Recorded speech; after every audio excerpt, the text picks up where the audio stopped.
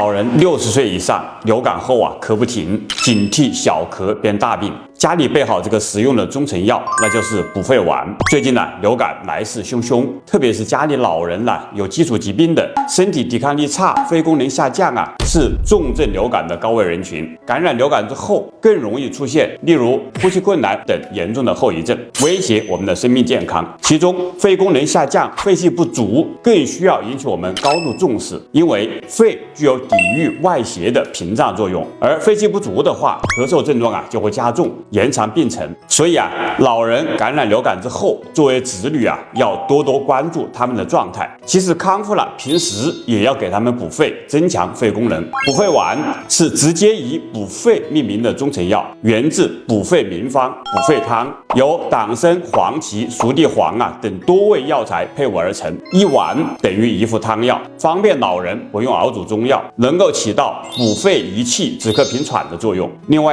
流感高发季一定要叮嘱家里人勤洗手，定期通风换气，尽量避免前往人群密集的场所，这也是有效预防流感的手段。您都记住了吗？